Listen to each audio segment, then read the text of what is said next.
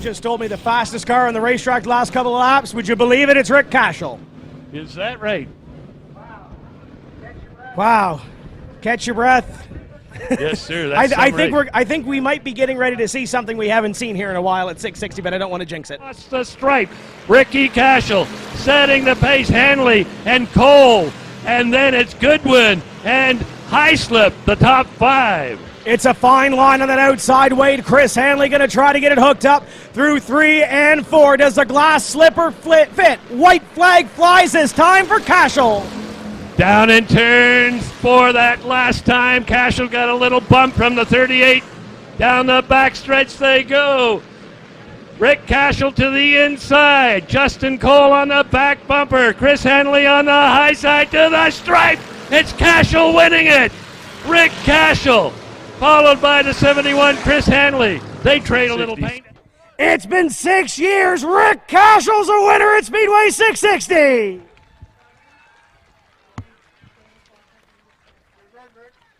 We almost thought you forgot how to do this, but welcome back to Riverview Ford Lincoln Victory Lane. This means so friggin' much. Almost 6 years since I've been to Victory Lane, and my 28 feature win, and Dave McCampbell, my crew, has been with me for every one of them. And him and Randy, Kenny DeMoe, we only worked in this car for a week. Kenny was in every night. I got 2 lovely lady pick crew this year, my wife and Kim McIntyre. She moved over from the First Stock Division to help us, but she's a winner today. The Riverview Ford Lincoln season opener back at the start of the season. That was a great day. We'll talk about that and a little bit more with Rick Cashol in just a few moments' time. Welcome into Tim's Corner Live, episode number 8. Tim Terry, Denver Matchett, Dylan Langell along for the ride. I know the Bristol Dirt Race is just wrapping up, so we're going to have some people come in as we continue on. But boys, this is a big night. Rick Cashol and Randy Millar, 2 drivers, no stranger to stories throughout their racing career. I can't wait to get down and with this, Denver. Absolutely, Tim. I think these are probably the 2 most requested drivers to be on the show, and 2 of the most legendary at their home tracks. You know, Randy at Oyster Bed Speedway, Rick at Speedway 660. If you've attended a race at either of those tracks, you know who these drivers are. Multi-time champions. It's lots of stories. You know, Rick's got a win in 6 different decades and countless championships. So really excited for tonight. This might be the biggest show to date, and I'm really looking forward to it.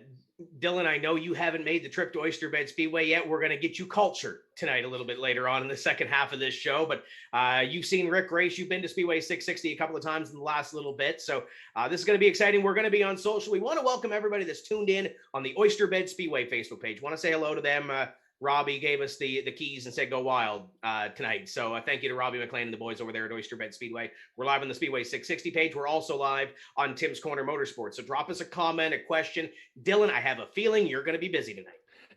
I'm busy looking at the end of the dirt race here, and I'm busy trying to focus on the camera. And it's been exciting watching that, but I'm very much looking forward to this. I got to see Rick race back in July or August at 660. I can't remember exactly what day, but getting to see that legend race. The villain, got to see him for the first time, so looking forward to hear some stories. And I'm not too familiar with Randy Millar. I know he's going to be doing some hot rod racing, I believe, coming up, or Ricky or one of them is coming up soon. So I'm looking forward to that and looking forward to tonight. Yeah, this is going to be fun. Before we get into the interviews, Denver, I want to ask you about the weekend because you were busy at Speedway Miramichi. Billy Peltier going to Victory Lane or winning the demolition. First time that's ever been a winter demolition. And the Woodstock gang, I think, got introduced to racing at Speedway Miramichi. So it was a busy weekend overall and successful weekend, I think, for you guys, right? Absolutely. It was definitely a big success. You know, we were really worried with the weather and how the weather would cooperate. We had a little bit of snow overnight Friday, a bit of freezing rain, then some snow. Made for some great track conditions and it really made for changing track conditions throughout the day. It made the roads a little slick in the morning, but you know, some people might have stayed home because of that. But overall, 31 cars, I think, was the final count. So, you know, 2019, the max we had was 25. So 31 was a big success. the drivers got introduced to the snow. And like you said, those Woodstock boys, their first time ever in Miramichi. Billy has been doing this for 18 years over in the western part of the province of New Brunswick, and finally came to Miramichi and left with $1,000. So definitely a good day for him. But before we get into the interviews, Tim, how about that powder puff race? That was great. Sam Jardine almost, I was scared for a couple laps, almost collected the TCM TV half lap challenge, started a half lap behind, got up to the first place, and there was a little set two, as Wade Wilson would say, between those two drivers, and Sam ended up in the snowbank in turn 3. You can go back to the Speedway Miramichi Facebook page and take a look at it for yourself, but it was excellent. The kind of commented, Greg Dow actually called me halfway through that show, and I said, the track is perfect because it's the exact same way yours was. It's pavement down the back. You get into 3, there's a little bit of pavement there. Then there's a lot of false hope in turn 4 because it turns to slush and snow. So I think overall, I think you guys did a phenomenal job. And now the story shifts to May 15th, right? Absolutely. That's the focus now. Spring Smash, TCM Bandolier Blast Off. It's going to be fun. Big money demo season is coming, and the stock car season is coming as well. So really looking forward to that. This event was the official kickoff, I guess, to the 2021 season, but business ramps up on May 15th. So if you weren't able to make it to Speedway Miramichi, you'll want to be there on May 15th. And hopefully we have a bubble by then, Tim. I hope so too. And we're getting ready to introduce our first guest here. You can see Speedway Miramichi on the screen, but we're getting ready to bring in our first guest of the evening, a man that needs no introduction. He's been involved in racing since 1974, 6 different decades and feature wins in each of those decades, multiple championships. We'll get to all those numbers in just a second, but we want to welcome in Rick Cashol. Rick, welcome to the show. Glad to have you here on a Monday night. Thanks for having me, Tim. I'm honored to be on here.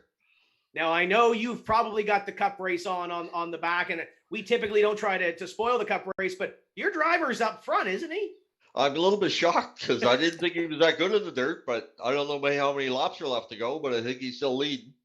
Yeah, I think there's actually, it's an overtime, I think. So Green, white, checkered. Green, white, checker. So I'm sure we'll see that in a second as we talk through this show. But welcome in. If you're watching us on the Speedway 660 Facebook page, Tim's Corner Motorsports, whatever the one may be that you're watching on, be sure to drop us a comment, give us a like, a share, and maybe throw something at the villain Rick Cashol here tonight. But Rick, I guess we'll get started at the start. You've been racing since 1974. How did you get involved in all this racing thing?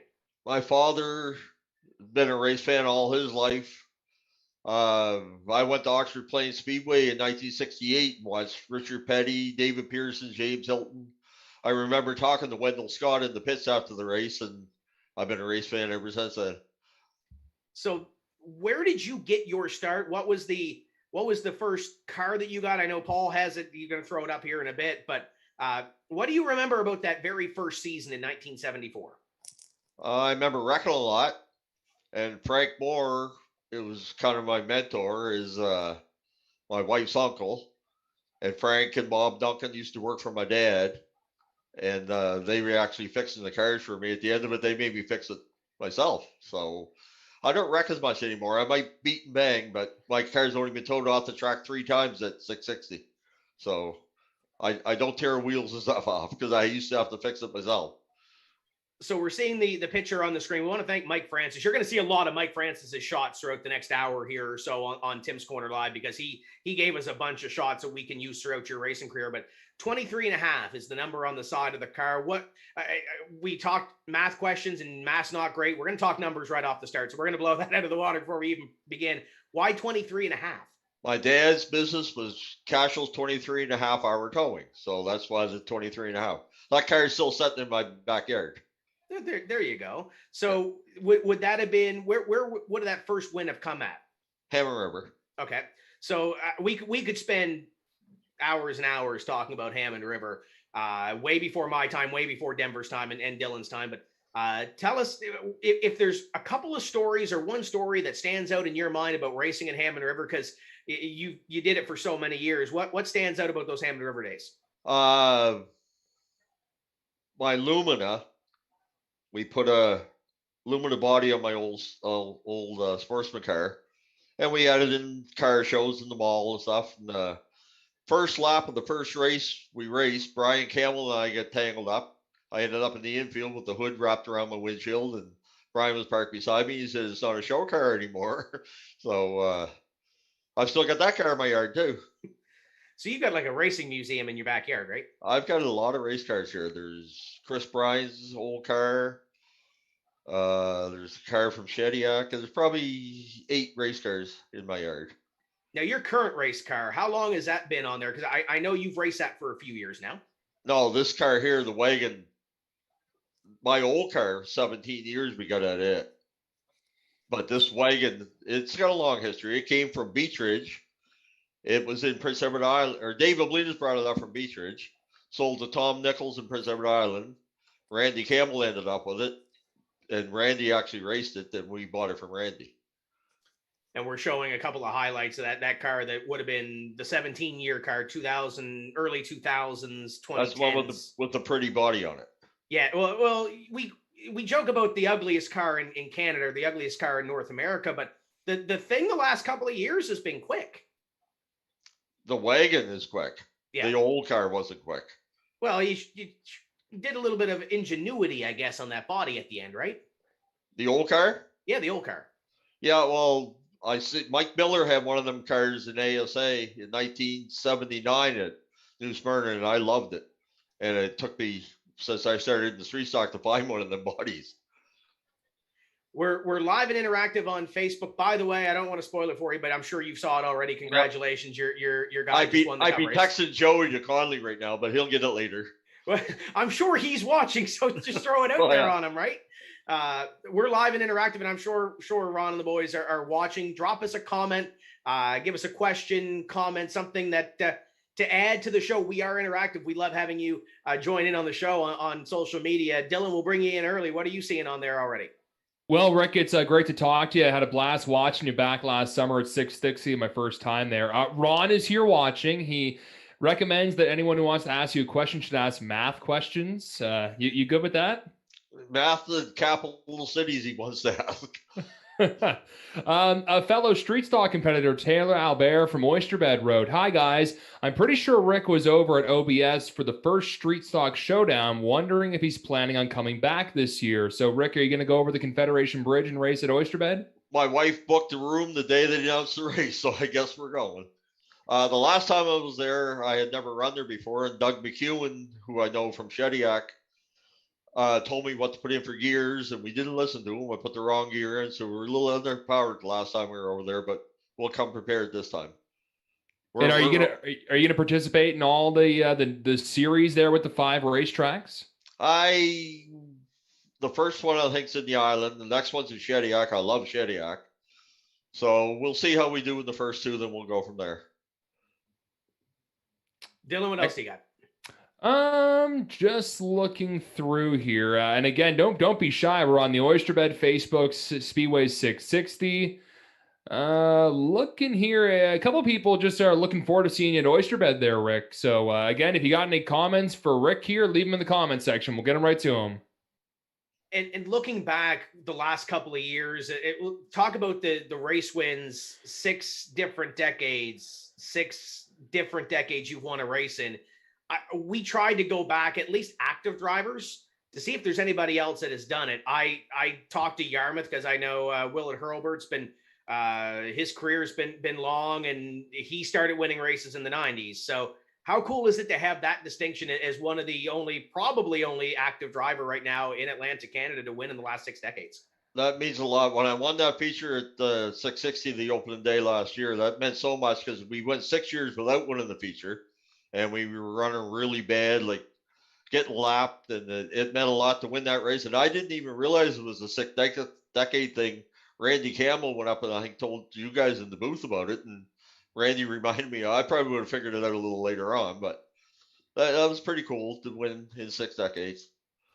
And that win this season, you look back at this 2020 season, obviously it's been crazy with COVID and what have you. That first race, though, I think was one of the best street stock races that we saw all season long, at least for one of those regular point paying or what would be point paying features if we had points last year. Yourself, Chris Hanley, Justin Cole, Riley Goodwin, Sean Heislip under a blanket for the last 5 laps. How cool was that to have those guys breathing down your neck in those final few laps? It was really cool, and Chris and I were really good friends, and I miss Chris a lot.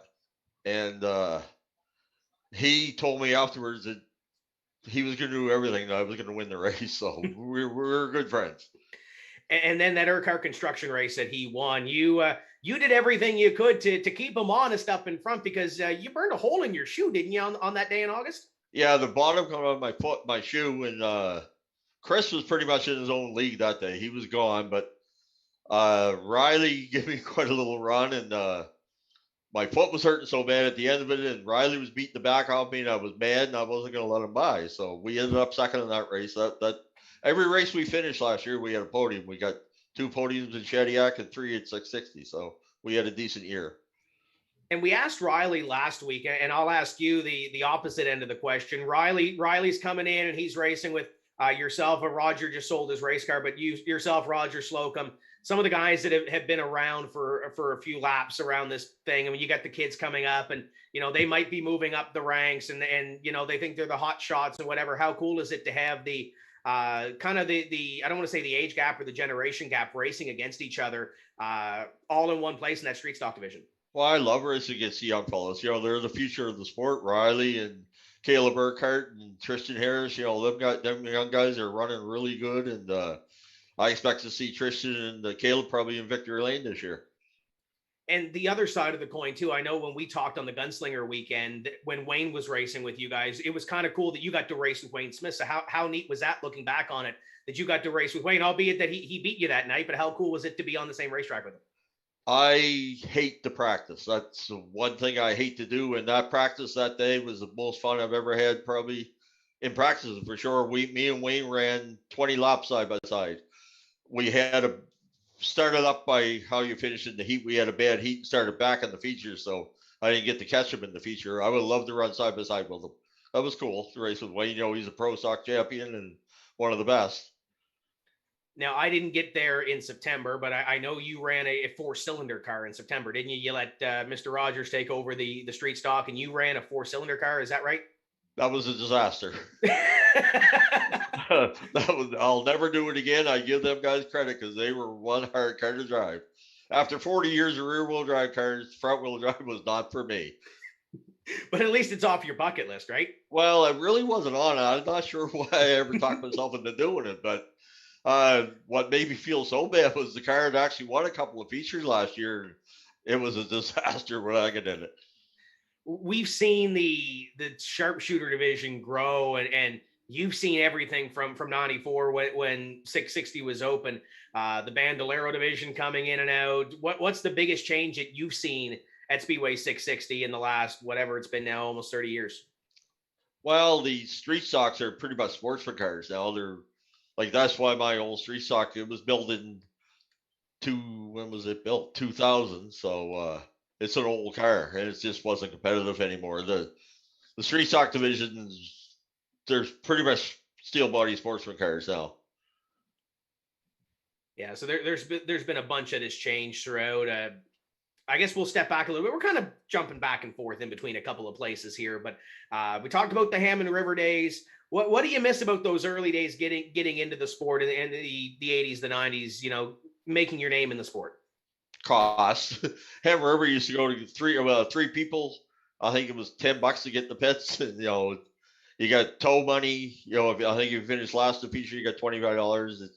The cost has just escalated so much, but it's like drugs. The drugs are cheaper, they say.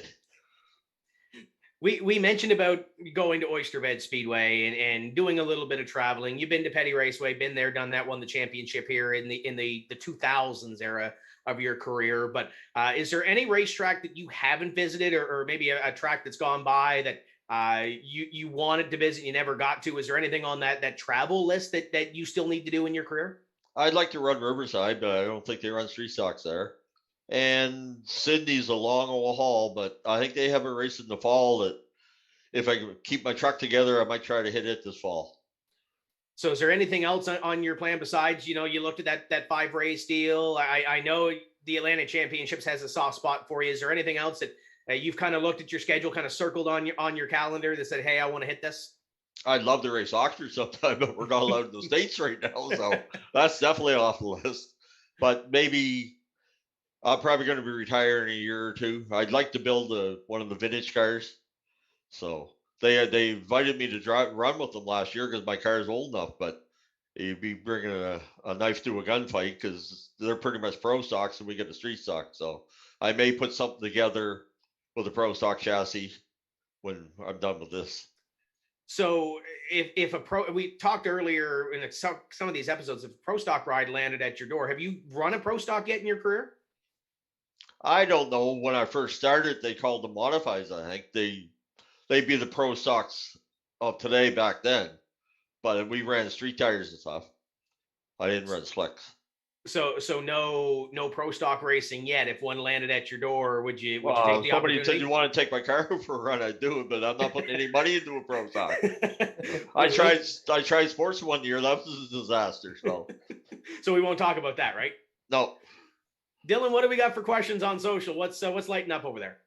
Well, Lynn's wondering when you're retiring. Well, we already just answered that. So you think about a year though, Rick, a year or two, and then you're going to call it a day? We'll see how we do the championship this year. We'll see. As long as my health's good, I want to keep racing. Brent Roy's wondering, has your wife bought you new shoes yet, or did they get glued back together? I have Gregory shoes. My grandson used to race and he retired, so I guess we get the same size feet and I'm wearing his shoes. A couple mini stock questions here. Randy Titus is wondering, how many mini stocks are you going to run this year? 0. For sure. And Jason Pickles, who races at Scotia Speed World, wrote, the battle last October in Shediac was unreal. Sideways down the front stretch through the grass in turn 1. Never missed a beat. You're my favorite street stock driver. So can you take us back to that race? I heard a lot of great stuff about that event there at the Center for Speed. Brad McLean tried to go up the inside of me, and there wasn't quite enough room, and I ended up in the infield. My pitman was sitting in corner 1. He figured I was going to be in his lap, but when we hit the pavement again, it caught. We ended up being okay. Mike Francis wrote that the power went out there in Moncton. He thinks maybe all the fans were crashing the server to try and get a question with you there. And that pretty much is it for now. So we're kind of getting them in chunks here. And again, we're interactive. So leave them in the comment section. We'll get into Rick. We kind of saw in one of those montages a little bit earlier. Mike's been providing the photos for us tonight, but he used to race with you. So is there any stories we can tell about Mike Francis when he was, swapping some paint with you? Frank Moore taught me you have 0 friends on the racetrack. And me and Mike's had a few wrecks up there. One day they brought out, it was a red flag one time, and I think me and Mike had tangled, but he hit the pit wall going down into the pits and wrecked his car pretty bad that night. I felt bad about it afterwards, but me and Mike tangled, but Mike was always a strong runner. I want to ask you about another gentleman that we're going to get Paul to pop the picture up on the screen, because when Mike sent it to me, I knew it was something that I had to ask, and that's about Smoking Joe. Because I know you guys had a good bond on and off the racetrack. What stories can we tell about Smoking Joe? What do you remember? The first season I ran, we had a non-points race the last day that I think Mike actually won. And I think I started on the pole. Joe started 3rd. The first lap, he dumped me. So at the end of the race, I was 3rd. He was 4th coming to the last lap, and he dumped me again. So the next week we went to Shediac. And in practice, I dumped him. I didn't put a lot of thought into it because I spun, he spun. I think Jack Lane was behind us. He spun. So when that episode ended, Joe kind of took me aside and we shook hands and we fought hard, but we respected each other. And it's great to hear all the stories. I know me and Wade were talking on the phone last week. We're hoping to have Wade Wilson on the show, by the way, at some point here in the next couple of weeks. And he's always one to tell stories about Smoking Joe. And we're gonna have Wade talk about Smoking Joe and when he comes on, but it's great to hear all the stories from those days gone by, right? I miss Joe. Joe, the last speed weekend, he sat on my deck and pretty much told me everything he had in his car for slightly gray area stuff, and We put some of it in our car. I was gonna say it's still probably sitting in that race car, right? There might be a couple of things still there. Donnie's not listening, so we don't have to worry about that, right? That's okay. Denver, I know you've been sitting over there. What do you got for the villain? Oh, where do we begin? Like, there's so much, but Rick, I want to go back. When was your first championship? We know you won a race in every decade that you've run, but when did you get that first championship? 1976 at Hammer River. That's the Wow. only car. That's the only car I don't have. That was a Vega. So that was the first of how many championships do you have? It's like what, 7, 8, 9, 10, something like that? 5 at Hammer River, 5 at 660, 1 at Petty, and 1 at Riverglade. Wow, that is quite the career. So you look at all those tracks that you ran. Do you have a favorite? Like, would you say Speedway 660 was your favorite, or maybe I Hammer hate River? to say it. I like Shediac. I love Shediac racetrack. Tim treats us good when we go up there, and I didn't really like it when they cut the corners out of it, but we usually run good there when we go, and I really enjoy going there. And you really proved that this year with the phenomenal run that you had when you led. Well, you probably led half the race before it got wild, but you rebounded for the podium. That was definitely a strong me and performance. Brad and I and Michael Cormier had it was probably the roughest race I've been in a while. It was the most fun race I've been in a while. Absolutely, Tim. What do you got? Well, I don't want to get on Dylan, but I did see a comment show up from Ron Connolly, and the comment reads, ask him about his plan, quote unquote, and how it never works. What's that? Ask him about his plan and why it never works. Well, sometimes I tell them before a race I have a plan, but they don't like my plans a lot of times. It usually ends up bad, like 3 wides and stuff like that, but if I tell them I have a plan, they don't want to listen. Well, the driver's always right in that situation, right? Because he's holding the steering wheel. Well, a lot of times they tell me I'm wrong and the crew chief's right, so.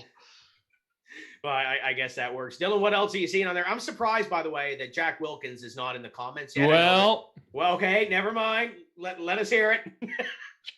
Jack Wilkins wrote, "Who is Steve?" I know that was coming. Oh, Conley was going to write that one. Now then Conley wrote it right after. So what's the deal? I'm a big Steve Earle fan, and I have a shirt that's got Steve up here in the patch for your name. So sometimes when Rick gets into the rum a little bit, they say I act like Steve. Steve's not here tonight because I was drinking coffee, so I'm good. It's a Monday night, right? Yeah. Jack sent us pictures of Steve. I told him that we wouldn't put it on there because I don't want to. He said if I did it, I would be on the asshole list. So I'm trying to keep myself off of that. Well, Jack's been on a few times. What else do you have, Dylan? Barry Richard from Miramichi, and also Riley Harris just wrote. They're wondering if you're going to make the trip up to the She this summer. Are you going to try and go for that big trophy in the fall? Probably. I think I raced there once in 1992, so that's been a long time ago. So we'll probably that's after our Ricky Bobby race. Yes. I think. Yeah, we'll probably be up. This is a question for me, Rick. What street stock event do you always look forward to every year? Is it the Ricky Bobby, or is it maybe just every single event and it doesn't matter what weekend it is? I've never had any luck in the Ricky Bobby. The first year was a 100-lap race we blew up in practice. The next year was just after my operations, and we put Matt in the car and he blew it up. And last year we give Matt another shot on it and the transmission went. So we've had 0 luck in that race. I like Speed Weekend. We have a 50-lap that weekend. And I like the Landing Championships in Shediac. We try to usually hit it every year. Robert Lockhart has a question for you. What were your thoughts when the end was coming for Hammond River as far as it was closing down?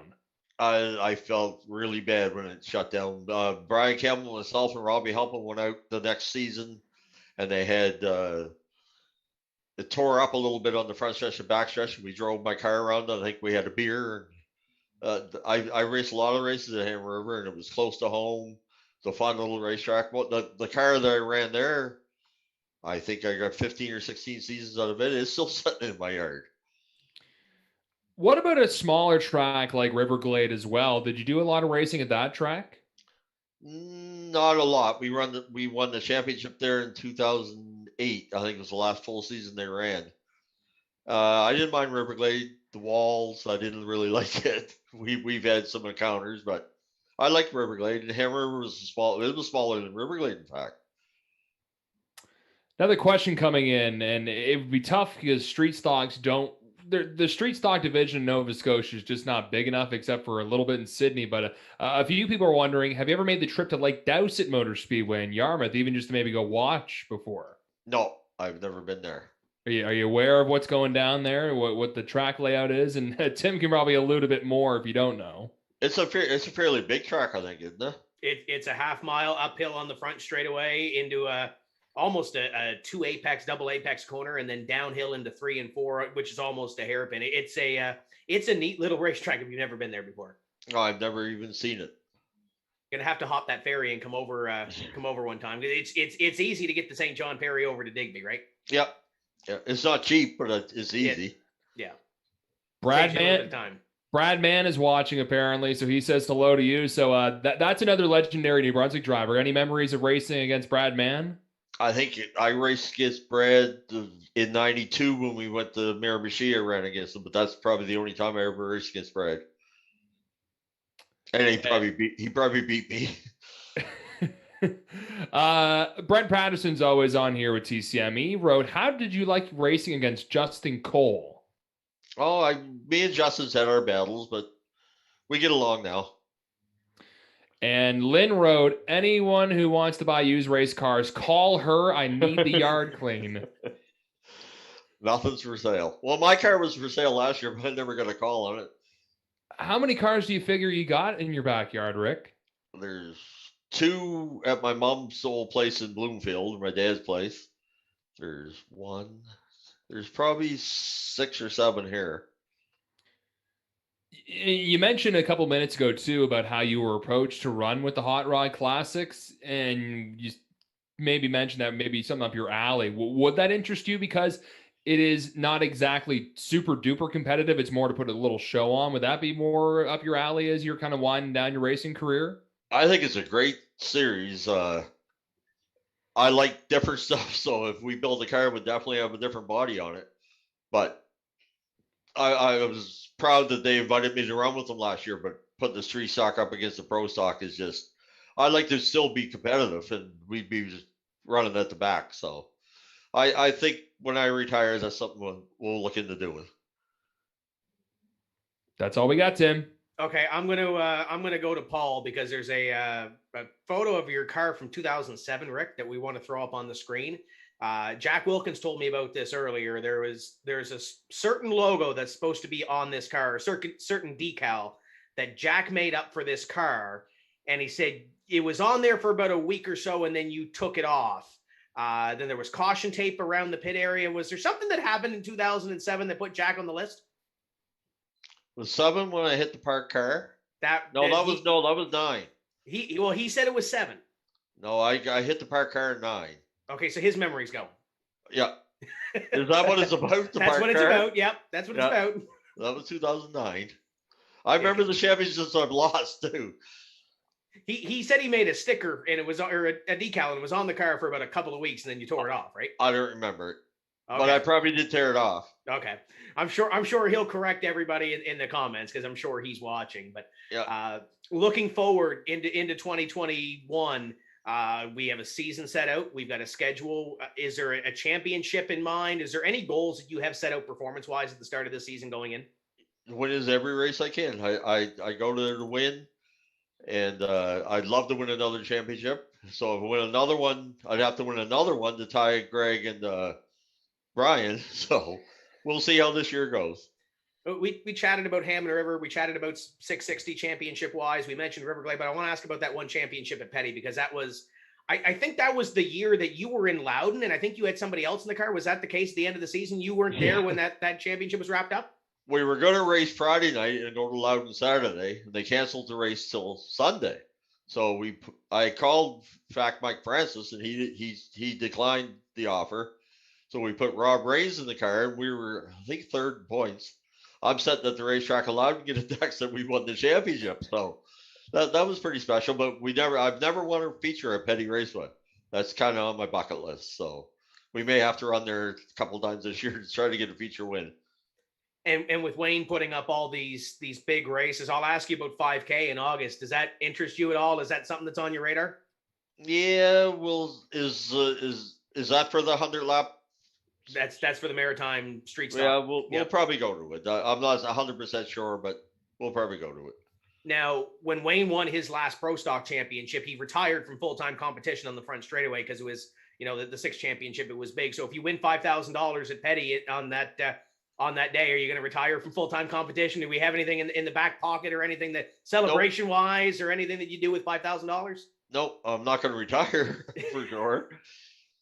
So what would you do with $5,000? Because all these kids are talking about doing all kinds of things and putting it into the race car and what have you. What would you do with $5,000? Look into the crystal ball.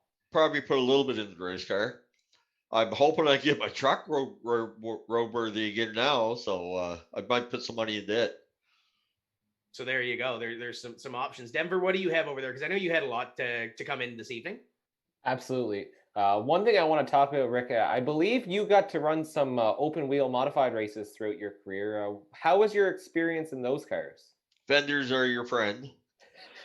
I tore a lot of wheels off.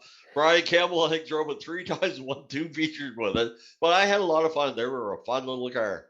I even got Kenny DeVoe, my pitman now, had a car, and I ran in 2015 in Gary.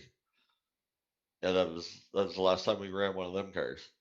But I enjoyed it, but I wrecked a lot of rigging of them cars.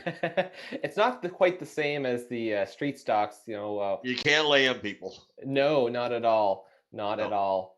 I want to talk. You had some tough battles over the years, of course. You don't have the nickname the Villain for nothing. How did that nickname come to be? Who gave you that nickname? Wade. 2010, Mike Francis had his car painted up in honor of our troops in Afghanistan. And Mike was the hero, and I think Mike actually said there's going to be heroes, there's going to be villains, and Wayne kind of picked up on it. I can live with that. Somebody's going to be the bad guy, and I don't mind it. You're coming into the the end of your career. I don't know if many people would see you as the villain anymore. There was lots of cheers in the stands when you went to Victory Lane there on July 12th at Speedway 660, that first win in 6 years. Yeah, like I said, that meant so much, and my crew does so much. It was just bad that they weren't even allowed out there with me that day. That was the start of this COVID thing, but everybody that races has got the best crew, but I got David Campbell, Randy Campbell, Ken DeVoe, Ron Connolly, who's agitating you there tonight, my wife Lynn, and Kim McIntyre. That I got the best crew there is, I think. Dylan, are they agitating at all?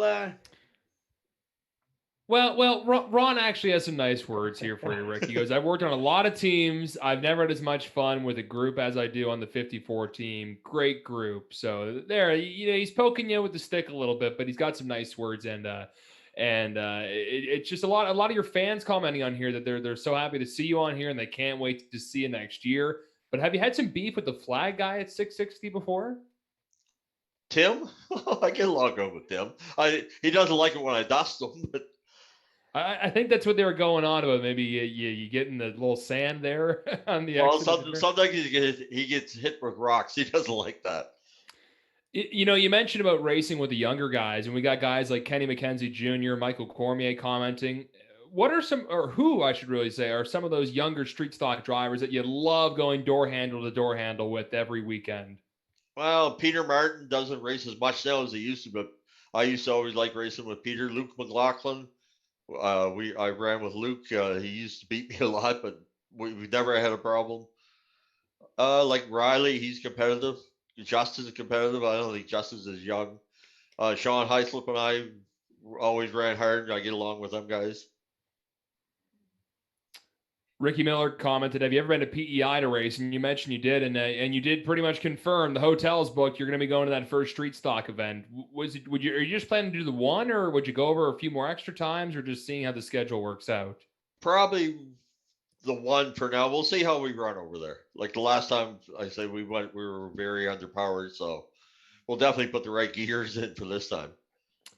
Taylor Albert wrote, Rick, out of your championships you've won, does one stand out to you in particular? 2010 at 660. I went into the last day 2 points ahead of Peter Gaddis. I went into the feature 1 point ahead of Mike Francis. That was probably the most pressure-wise championship we had. I got a question about you, the car you're driving right now, and I'm curious about it too. With the station wagon street stock, do you find any advantages or disadvantages compared to like a regular Monte Carlo body? That car had a Monte Carlo body on it. Every car up there is a Monte Carlo, and I refused to run one. And I bought the car from Randy Campbell, and that was when Donnie said you can run any steel body, so we put a wagon on. I don't know. It's probably only another foot or two longer on the roof than my Oldsmobile was, so I don't think there's any disadvantage or advantage to it. When we get back to the racetrack coming up in a few months, do you have any merch that you sell at the track? T-shirts, hats, stickers, any goodies for the kids or any fans that want to buy some villain merch? No, if they have autograph sessions, we usually have the handout cards, but that's pretty much it. Would that be something you look into if there's a little bit of demand for that? My wife's our marketing director. Well, we've got hats and stuff from the team, but nothing to sell.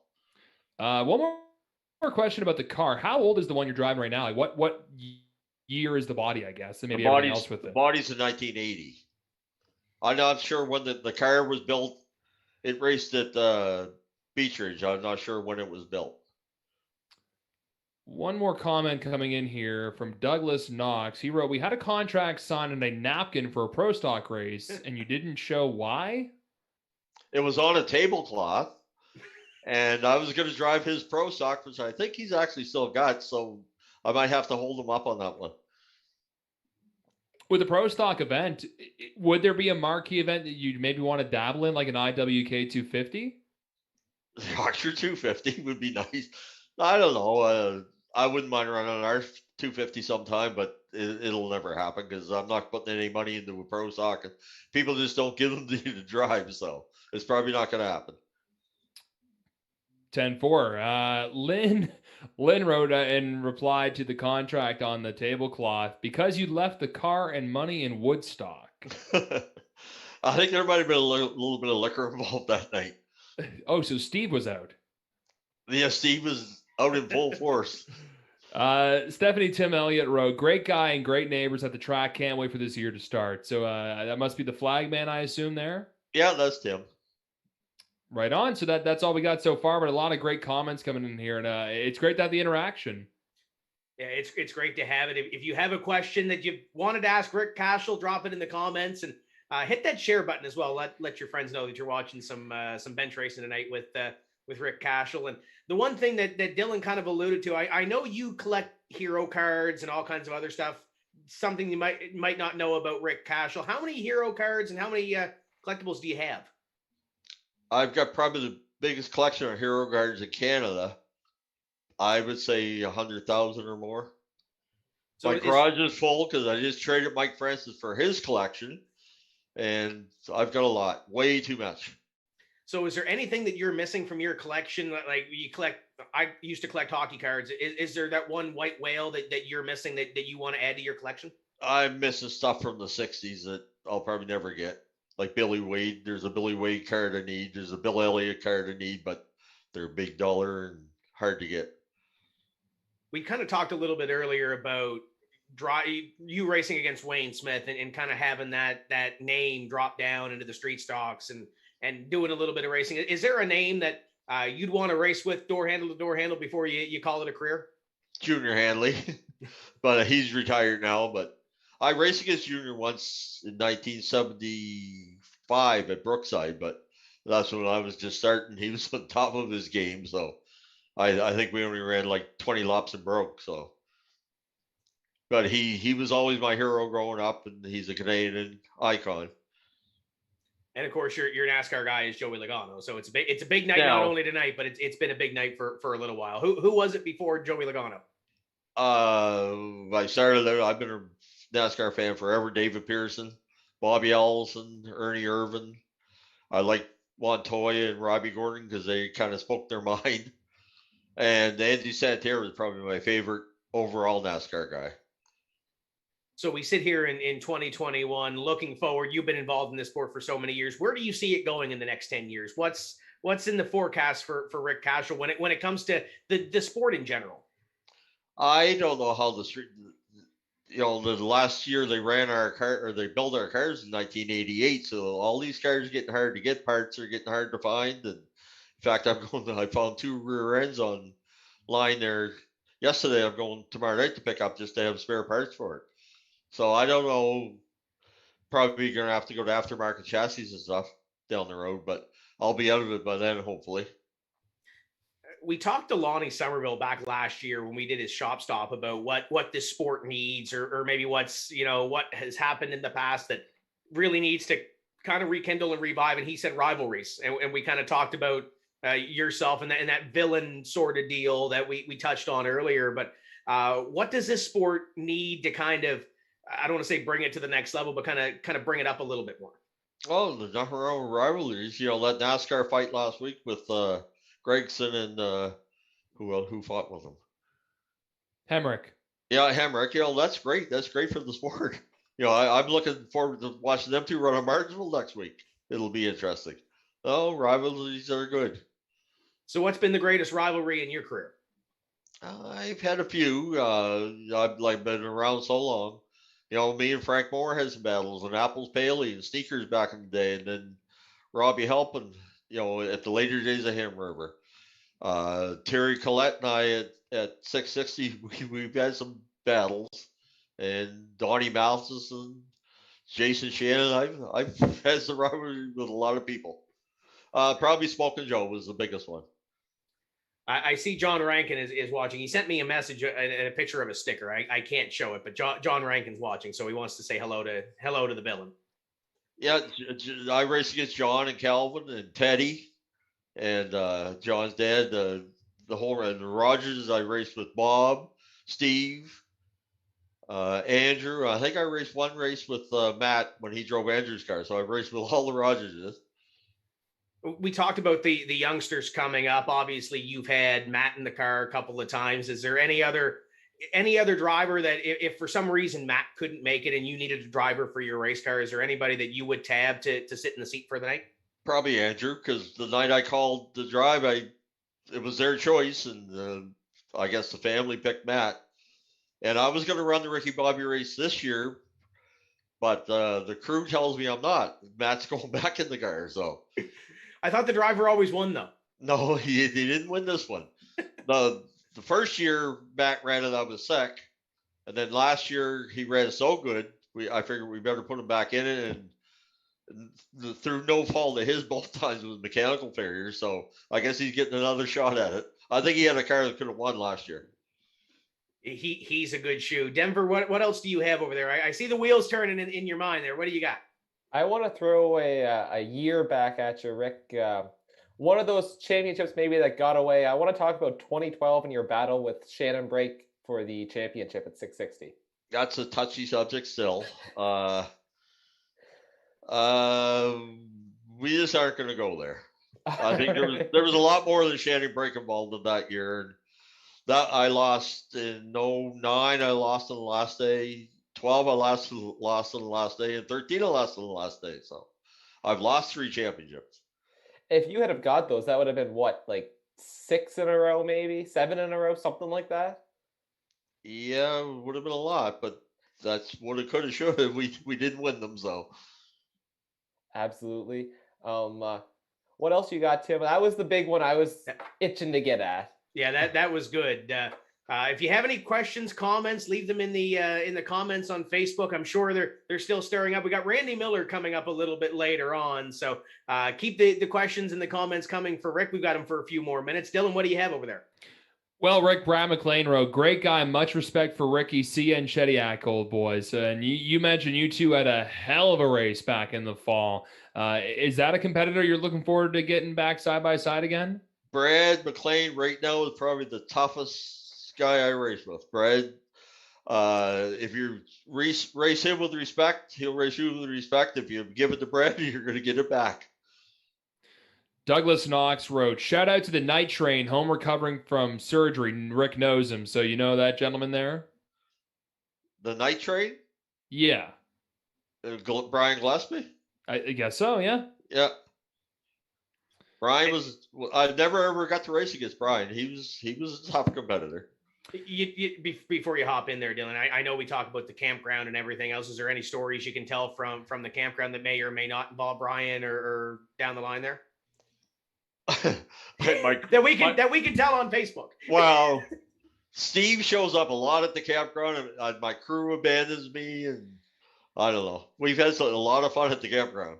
I think there was one night, and I'm sure if Craig Slonwhite's watching. By the way, happy birthday, Craig Slonwhite. He's turning the big 4-0 today, so happy birthday to Craig. I think there was one year where I met up with Steve down in the back 40. I think it was 5 or 6 years ago. Whenever Craig was on the podium, I think it was 4 or 5 years ago. So we were drinking out of the cup that night. I don't know if you remember, but we were drinking out of Craig Slonwhite's. I think it was second place that night. Craig is so far away. By the time you find him, you're usually really drunk. Craig's my favorite pro stock driver that runs the tour. He's a great guy. Dylan, what else do you got? I got a question for you, Rick, and I don't know if you mentioned, but have you raced outside of the Maritimes in the street stock, or has it just really been around here? No, the island is the only time I've been out of New Brunswick, when I ran there in 2011. So I'd like to run once in Nova Scotia. Let's say that COVID goes away real soon and money's not a problem. Would you maybe want to do something out in Ontario, maybe like a Jukasa, like a track like that? No, Oxford and Loudon. They got a street stock nationals or something at Loudon I'd like to go to. You mentioned Oxford. Would you say that's probably your favorite track to attend to go watch a race like the 250, and that would be a dream for you? I love Oxford. Yeah, the 250, you get to race Friday, Saturday, and Sunday night. The street stocks do so. Randy Titus wrote, a highlight for me was getting to race 3 wide with Rick in the 4-cylinder, as well as a good talk to the campsite. That's his highlight, because it'll never happen again. Rob Bonus, who flagman for the Pro Stock Tour, does some work at Shediac, wrote that race with you and Brad and Michael was one of the best street stock races he has seen ever. And I know that was certainly the talk of the internet after that one, Rick. Yeah, like I said, that was a fun race. And that's well, you know, we'll get into this subject because we didn't really talk about it too much. But Brenda's wondering, bad wrecks for you. Is there any wrecks in particular that stick out? I mean, it doesn't sound like you wreck a whole lot. I've never been on my roof. That's pretty good. I broke my wrist twice at Ham River, and we burned our foot there at 660 last year. Probably the worst injuries I've had. Ron wrote that he had a ride for you lined up at Oxford last year, and then, of course, the pandemic ruined those plans. But let's say everything gets cleared up soon, and you can go to the States to race. How quick are you going down to Oxford to get that done? I'll break my wrist again just to get down there. He had me lined up in a really good car from Oxford. Zach Bowie's car. That is a good car. So all I got, Tim.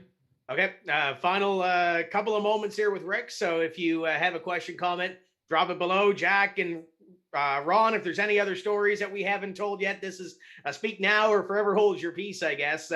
We talked about the crew a little bit earlier. We'll talk about sponsors that are on the race car, because I know your company's big. You got Pubs Drive Through Bottle Exchange, Bob Calhoun. Who else is on this race car that helps you get to the racetrack every week? We just got a new sponsor the other day, Crown Rust Control in Haymarket Square in St. John.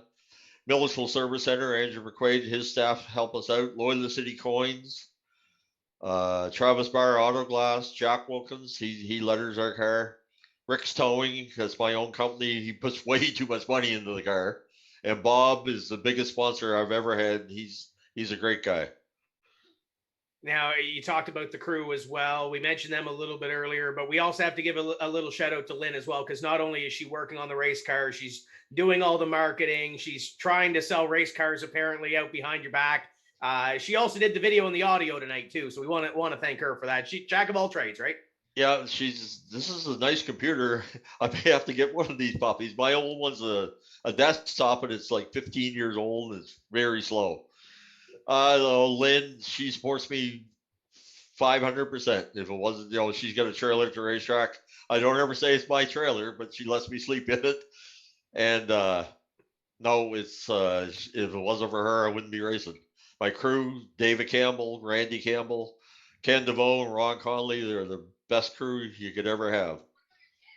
Now we asked Riley last week who he'd like to hear and see on the show, and he mentioned you. And is there anybody that you think would be a good fit in your hot seat here, maybe in the coming weeks on Tim's Corner Live, that you'd like to see get interviewed? Yeah, put Sean Heislip on here. He can tell you a couple of stories about we had a little battle up there one day.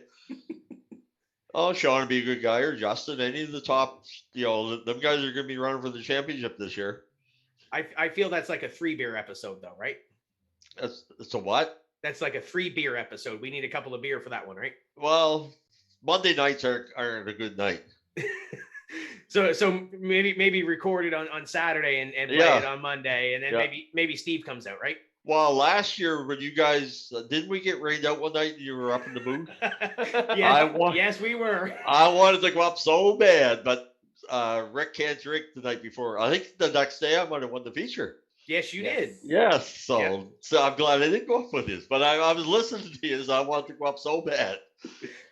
I think if we have a rain out again this year, we don't want to wish rain on anybody, but I think that might be the plan. And hey, Denver, if we do the Miramichi show again the Friday night before, we might have to get Rick to come up a night earlier. Steve, one of the two, right? Absolutely. Miramichi is a party. I can tell you that much, Rick. Okay. Tim, I got before we go, I got a message from James Matchett, someone we should get on the show. But I know you and James have had a couple of battles, Rick. But he says he's got a lot of respect for you, but you're tough to pass. Well, I like to think I'm the Ryan Newman of 660, baby. That's great. Dylan, we'll let you have the final word here. Is there anything else that you're seeing on social before we bring in Mr. Millar? No, it looks like we've tapped the question tree dry here, but Tony Garvin wrote, if the youngsters get the opportunity to follow the villain, they better have their notepad with them. So it seems like you're very well respected, Rick, and for younger drivers to kind of follow you in line there, that's got to mean something, right, when other fans are mentioning that? Well, hopefully I can teach them a little bit.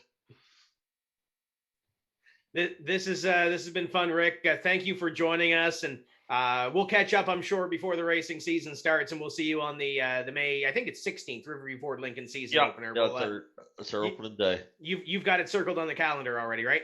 Oh yeah. And going to be any testing before we get out to the racetrack? Any which? Any testing? I know you don't like practice. No, we'll go up that Saturday and test, and they'll probably make me go out and practice, but no, we're good. I got enough laps up there. I don't need to test. Let the young guys wear their equipment out, right? Yeah. This has been fun, Rick. Thanks for joining us. No, I appreciate you having me, Tim. That's Rick Cashol, driver of the number 54, and we are going to move on here. And we like technology the way it works. We've got 2 Randy Millars in the waiting room, so we will see if this is the one that we need. Potentially. Randy Millar is next up on the guest list, driver of the number 77 at Oyster Bed Speedway. You're seeing some Petty International Raceway highlights on the screen, and we'll dial up. There we go. Let's see if this one works. I think we're getting somewhere, Denver. I think so. I hope. I think we got one. We got 2 in here. We got 2 and we got 1. We see a picture, so we're starting. We love technology when it works, right? Yes. Well, we saw that on Saturday, Tim. We love technology when it works. Yes, absolutely. Most popular driver, most favorite driver, a couple of times at Oyster Bed Speedway, multi-time champion. List goes on and on. We're here with Randy Millar. Randy, do you got us? I've got you. Excellent. Welcome to the show. Technology is great when it works, right? Oh my God, I have no idea. My wife is my co-pilot, and I'm just kind of along for the ride here. Well, so far so good. Tell Jolene she's done a great job so far. So, welcome to the show. I guess we'll start the same way we did with Rick Cashol. How did you get your start in racing? Because you've been involved in this for a little while, right? It's been what, 28, 29 years? And actually, my younger brother bought an old 6-cylinder I don't know, it was a Nova. I can't even remember now. And he took it home. He was gonna win the Daytona with it. And we went down to the track. And he said, "Well, you want to take it for a drive?" Sure. Took it for a drive. Nobody said anything about knowing what you're doing or setting tire pressures. It was go fast, turn left. Well, I went a little faster than I should have, turned a little sharper left than I should have. But anyway, I was hooked from that day on. And I guess the rest is history. What do you remember about those early days? It seems like the first couple of years that you race are so simple, and you remember the most about those first starting out years. What do you remember? I see you got a little laugh on your face there. I remember being simple. There was a lot of quiet drives home. My dad, he was a big stock car fanatic, kind of got me and Rick into it. First couple of nights after running Rick's car, I went home and built my own. Took like all of 2 days to put it together. Took it down a couple of weeks later and literally destroyed that car in like 3 weeks. My dad was mad at me. My uncle was mad at me. The competitors, the other racers were mad at me. It was just a shit show. But I had a lot of fun. Learned a lot of things. Learn what to do. What to do and what not to do, right? Exactly. We're live with Randy Millar. We're on the Oyster Bed Speedway Facebook page, so we're throwing the page out there tonight too. So if there's anybody on there that wants to say hello to Randy or throw us a comment or a question, please do so. We're on the Tim's Corner page as well. Dylan Langell is there to feed everything on there. So we talked about the accomplishments: favorite driver, most popular driver, championships, race wins. Rick Cashol obviously kept a total when we talked to him earlier, 12 championships, 28 feature wins. Do you keep a count on how many do you have? Well, I was feeling pretty good until I was watching it on my phone, and I was feeling pretty good until he started rhyming them off. 5 here, 5 there, 1 here, 2 there. Well, my balls got, I'm probably not supposed to say that. All good, let her rip. Started to shrink a little bit after hearing that, but I've got 4. I probably could have had 1 or 2 more, but wasn't in the cards.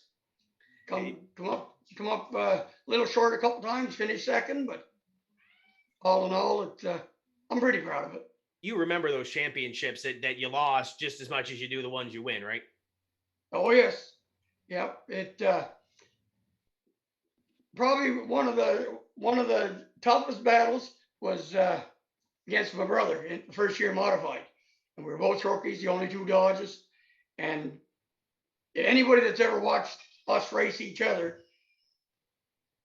I don't give him an inch, he doesn't give me an inch. If anything, we run each other harder than he would somebody else. And come down the final day, if I'm not mistaken, I think Kevin Kerr was leading the points. And he get into problems, somebody spun him out. And anyway, it kind of put the championship in my lap. I was running second at the time. And anyway, at the end of the day, long story short, I finished first. Rick finished second. There's discrepancy in the tech shed. My brother still brings it up to this day. I don't know what he's talking about. But at the end of the day, I went home with the award. I was going to say, you have the trophy, so there's no discrepancy. That's right. We are live and interactive on Facebook. Dylan, is there any early returns coming in for Mr. Miller? Yeah, I got a couple. And hey, Randy, good to talk to you. Looking forward to seeing you at Oyster Bed this summer. Wow, all the comments are pouring in now. It's making me go all over the place here. Ty McCory wrote, Randy, you're going to race at Shediac with the Pro Stock coming up this year. I'm hoping we're just going to get the race, period. Now, I'd love to try going to Shediac. I'd love to try Andy and Ish, but again, don't know if the boys are big enough. 20 years ago, yes, I would have had no fear, but today, not quite as cocky. Taylor wrote here, Randy, back in your street stock days, who were your favorite drivers to race against?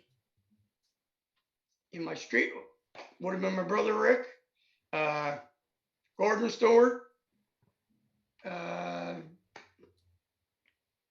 Gerald McCory.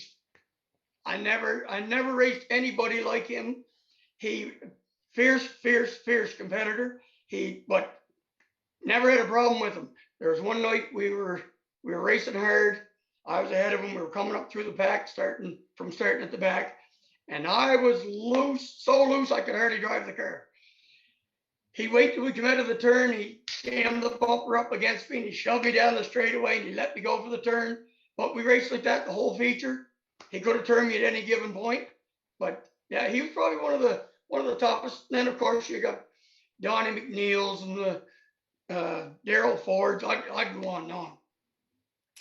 Have you done a lot of racing outside of Oyster Bed? Have you done some stuff in New Brunswick, or have you even tried racing in Nova Scotia yet?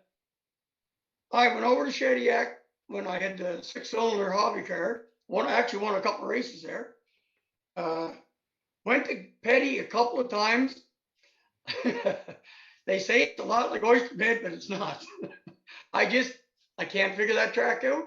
I don't know, maybe that was the shrinking process, but for some reason, I went over with the late model, me and Chris Hughes, and I believe Chris finished 3rd or 4th.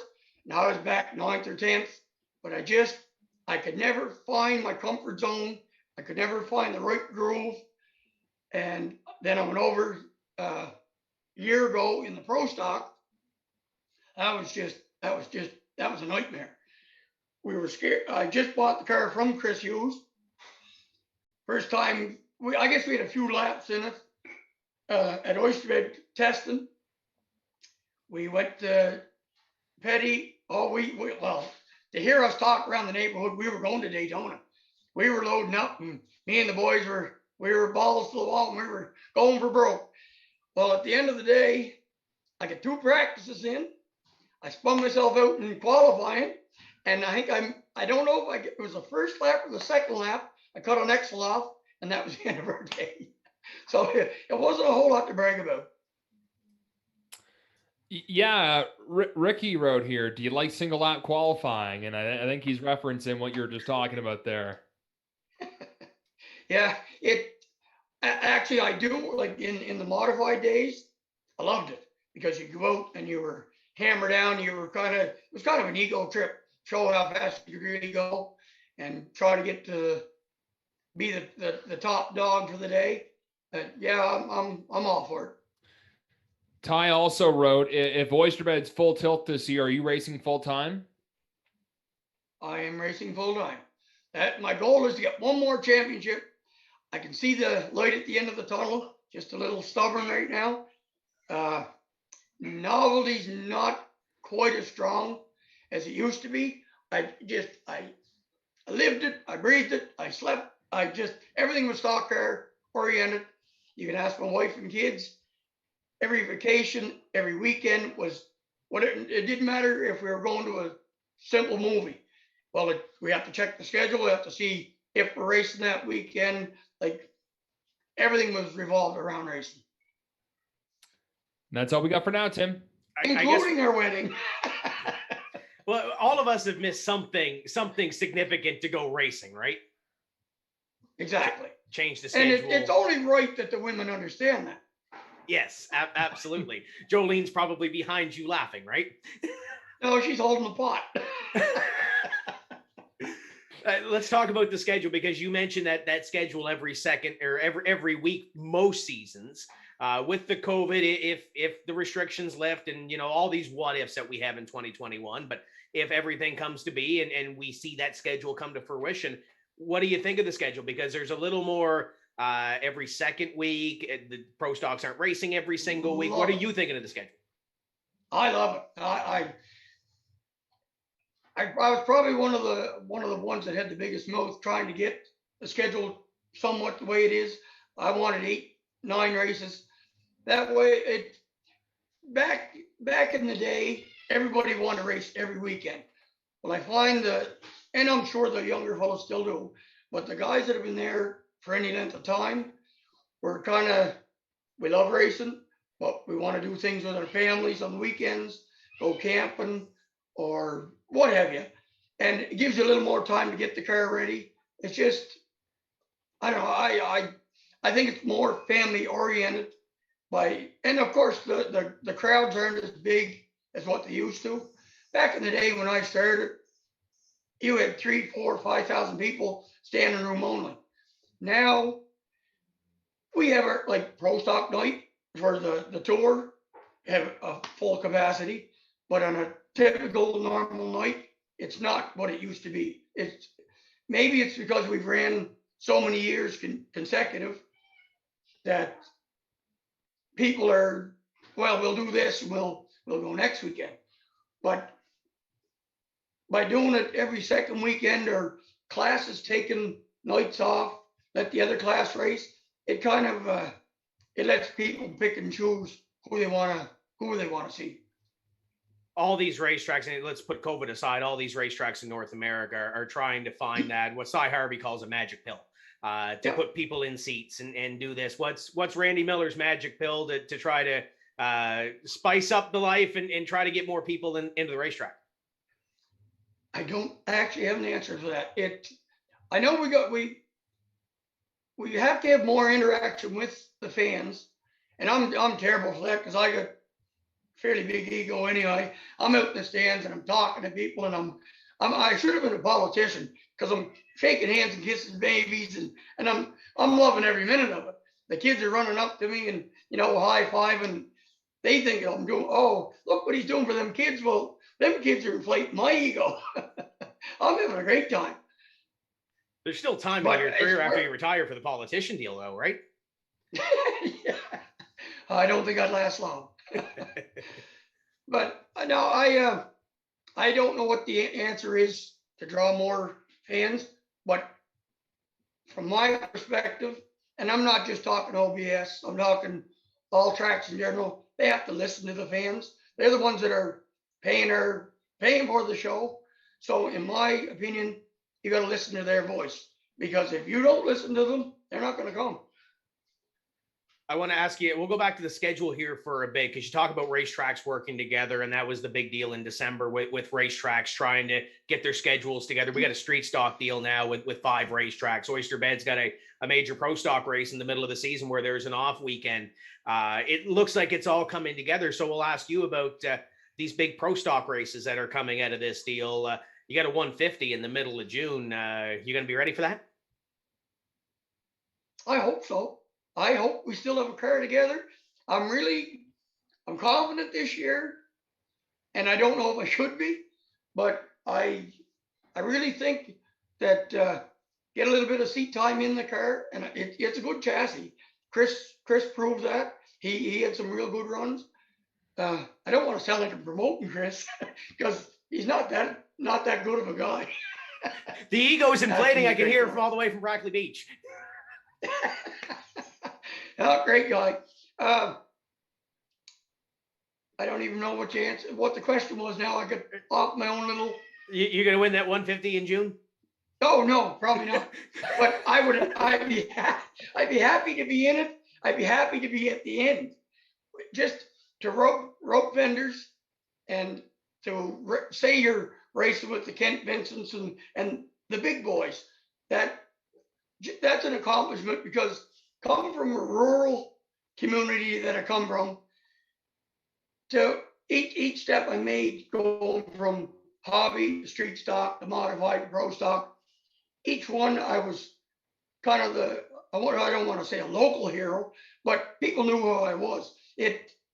Racing is my name and racing kind of go hand in hand, and that's probably my biggest issue with retiring. Is anybody going to remember me? So we'll see.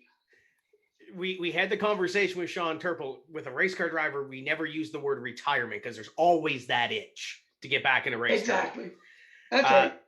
I want to talk about the competition in that division over there, because you talk about the Kent Vincents and the Chris Hugheses and the Dylan Gosbys and all these guys that come in and moonlight on a regular basis. But you guys have your Matt Palmers, your Troy Burks, your Tyler Smiths, those names that have come on in the last couple of years that really have put on a show and made that division so close Troy and so Burke. Tight.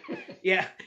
Let's talk about that division. What have you felt the last couple of years in that division? What do you have to do to get that little edge on them? Man, if I hit that answer, Yeah, I've had years where I could do absolutely no wrong. If there's an accident in front of me, I could wiggle through it. If somebody spun out, I went the other way. The last 3-4 years, I can't do nothing right. I don't know if I'm my own worst enemy. I don't know. I haven't, pretty much every other car, every other class I've raced in time, I've always figured it out. But so far, pro stock, we've had some good nights. We have got some wins. A couple of years ago, I had probably the dominant car for the night, feeling good. Won the first race. I think I got spun out in the second race, leading the feature by a straightaway. Man, we're clear sailing. And for some reason, on a restart, I came in a little hot. I wiggled and get out. I was racing against Tyler Gauthier, and little voice in my head said, clear. I wasn't clear, turned myself into the wall, and there went that race. Like, it's just one thing after another. We've had starters fall off, we've had exhaust fall off and run over, and maybe that comes down to our mechanical abilities, I don't know, but we just haven't figured it out. Now, and like I say, this car we've got, I really think I want to be at the front competing for the win. And if I can do that, I'll be content to someday step away. But right now, I still have something to prove to myself that this class isn't going to beat me yet. There's still that drive and that hunger, right? Pardon me? There's still that drive and still that hunger, yes, right? Oh, definitely. I guess my biggest thing is I'm tired of the commitment, because we're a small team, limited funds, and it's a 6-night-a-week process to get there, and then you race the 7th, and I'm getting old. Now, I know you used to host trivia nights before the COVID, so what does it feel like to be on the opposite end and the peanut gallery on Facebook asking you the questions? I was that nervous to turn this on tonight, because if you ever knew any of my friends, you'd say, man, be prepared, because you don't know what's coming, and maybe they're going to be shy tonight, but we'll see. I don't know what to expect. This is the time Dylan Langell doesn't bite. Dylan, what do you got? Anything good? Yeah, well, we got a question actually about trivia night, Randy.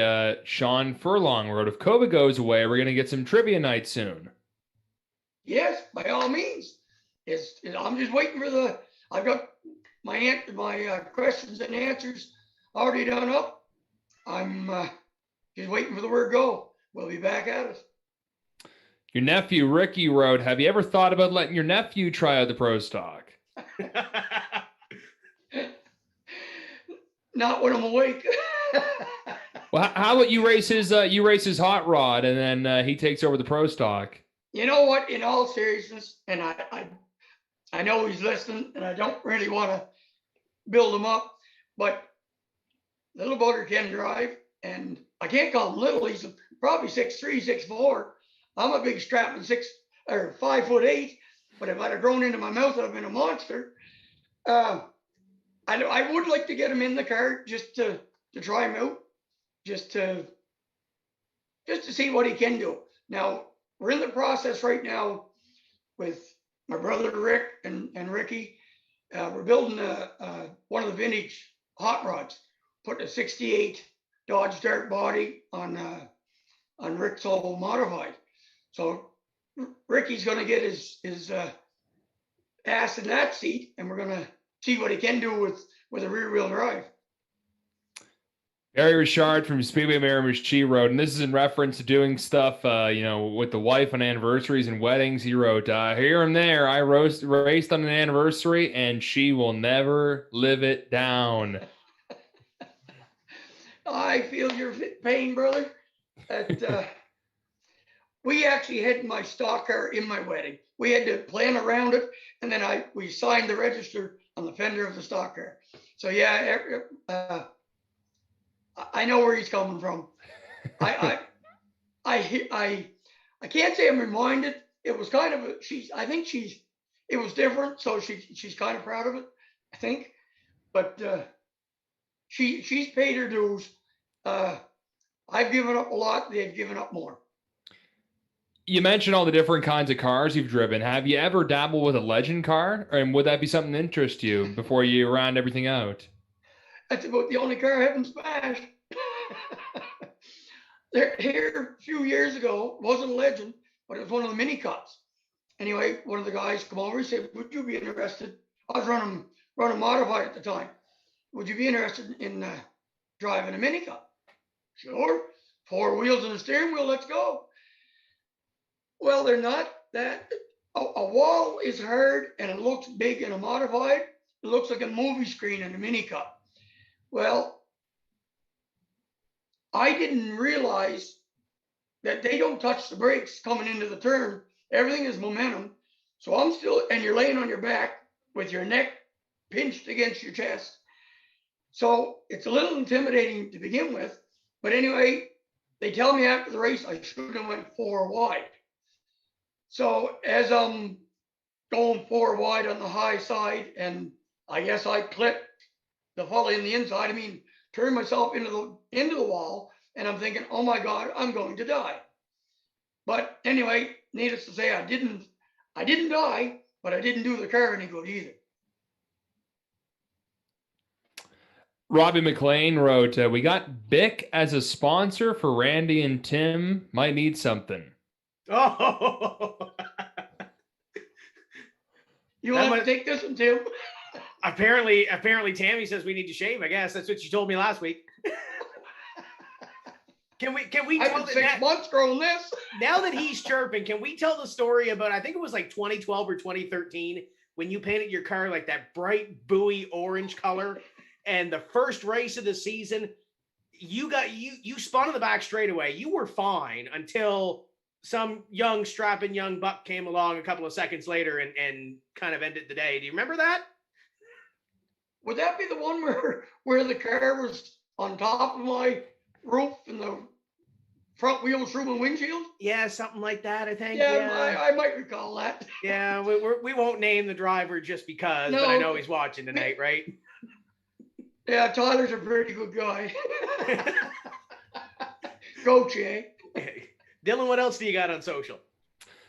That seems to be it for questions right now. Just a few people commenting there, Randy, saying that you're one of the best guys around the track to hang out with. And you know what, Tim, when Randy, you were talking about meeting the fans and everything, you know what that reminded me of? Reminded me of Rick Balser from Valley Raceway, kind of like the people's champion almost. Like you're there for the fans and you want to hang out with them and put on a great show for them. Is that the most important thing for you besides getting the checkered flag, is putting on a show for the fans? Oh, for sure. I love my fans. They're absolutely awesome. I could finish dead last. They're cheering me on, and in fact, I almost missed one of my races. The boys are sitting there, they get the tire pressure set, and cars are lining up, and then I'm out front talking to people, and oh my God, that's us. So I'm baylining it for the car, and I'm doing the Dukes of Hazzard, trying to do the jump in through the window to get in, like pure panic. And all because I'm shaking hands and kissing babies. But the boys all laughed about it. I thought it was hilarious. And it's got you a couple of favorite driver awards, and it's got you that most popular driver award back in 2016. You remember the championships and the race wins and everything else, but how cool are those awards to have on your mantle? Oh, they're big time. I honestly thought I was going to get it the second time, but I think Isabel bet me by 1 or 2 votes or something like that. But again, it's at the end of the day, nobody's going to say he won X amount of races, but they're going to, or I hope they're going to remember, oh, he had fan favorite. I don't even know what I got 15, 16 times. And then the maritime one. My dad was so proud of getting the maritime one that, well, he walked around up in Albert and chest stuck out and he was all puffed out. I remember one night or one afternoon, me and Rick were racing the modifieds, and he came down. I don't know if we were working on the car or whatever, And he came down and he said, "You boys are making me famous," because everybody knew the Millar boys, and he was the Millar boys' dad, so he thought that was great. And just a reminder, nobody's won 2 of those yet, so you still have an opportunity this year to rally the troops one more time. When you get that on track championship, you need the other banner to go with it, right? Hey, exactly. But if I'm at the point, I don't know if I even qualify to be a fan favorite to that magnitude, because I haven't been doing nothing on the track. So just to be nominated makes me feel good. But if I can stay up in the top 4 or 5, I'm happy with that. Denver, But I know a second one would be nice. Well, absolutely. It's always there. This is the 10th year of TCM, so we gotta make it big, right? Exactly. I mean, you promote me, I'll promote you. Win-win. All works out. Denver, I know you've been quiet over there. What do you got for Randy Millar? Randy, I want to throw a question at you. I don't know, it might be a bit of a touchy subject. I remember when they were talking about the switch from the modified late model division to the pro stocks. It was a little controversial. Take us back. First of all, what were your thoughts on that? And now looking back a couple years later, how do you look back on that now? Do you think it was the right decision? I'm still undecided. But at the time, I was very vocal and very strongly opinionated. And I'm sure Gary, Bill, Chris, and Robbie probably still hold a grudge against me, because I don't think we left any stone unturned. At the time, well, probably I still don't have money, but at the time I felt like I was being pushed out of racing because I couldn't afford to make that step to pro stock. And my argument was we were going to have the same 6 or 7 guys, just with more expensive cars. But now, at least now, we have Dylan Gosby and Robbie McEwen and them guys, and Chris Hughes, and they're coming in and they're giving us a bigger class to race. They set the bar, and we have to try and reach it. But it can work either way. At the time with modifieds, we could only race at Oyster Bed. And didn't matter if the track argued with us or said something we didn't like. If we wanted to race, we had to race at Oyster Bed. Now we have that option. If we don't like it, we can go to the tour. So it can hurt us or it can help us. So far, I think it's helped us, because you get some of the local boys, the Darren McKinnons and them, that have made names for themselves in the pro stock class, coming back to race against the regular locals, and it kind of almost makes a rivalry. Certainly. And so with the schedule that 660 put out this year, they're not crowning a points champion in pro stock, which makes Oyster Bed now the only track crowning a track champion per se for the pro stock division. So certainly in a couple of years, again, it has grown. You've seen like a Mike Dusky and guys like that. They've been getting back into pro stock as well. Yep. I think the class is actually starting to grow. Like, from what I understand, Darren McKinnon and them are building one for Oyster Bed. Robin McEwen's building one. Mike's got his, Mike Dusky. So that's more cars on a regular basis. So it can only help the class to grow. If people are still, if there's new cars coming, then the interest is still there, and hopefully guys will keep coming. I want to ask you, is there any driver that you've never gotten to race against that you would like the opportunity to race against? Dale Earnhardt, he did. No. I don't. There's probably quite a few big names from across where I've mostly stayed local. I would. Back in my prime, I would have liked to run against some of the bigger names just to say, yeah, I raced against them, but it never panned out. I'm happy to say, yeah, I battled hard with Dylan Gosby and guys like that. It just because like Dylan, or I think me and Dylan are great friends. He might think different. I don't know. Fellows like that go up and make a name. Jonathan Hicken, wicked driver. We raced. Again, I can't even say we raced against each other. We were racing at the same time. Jonathan and Andrew, super guys. But just to see the talent that comes out of Oyster Bed to move on to the higher ranks, and again, Kent Vincent. And just to say that, yeah, I was racing when them boys were racing at the same track is kind of a check mark in a racing career. We asked Rick Cashol about rivalry. So you've been involved in this for a while. Is there any other rivalry that you had back in the day that you remember? Well, the biggest one, well, let me see now. But probably in the modified, Dylan Gosby and me were 1 and 2, and I chased that man night after night after night, and I'd be doing it. I was watching a video just the other day. I led most of the feature, and we got a restart. He beat me on the restart and won the feature. Later on, and of course the fans were. I was the underdog. He had a better car, but and a better driver. But it always one night the two of us had made our way to the front.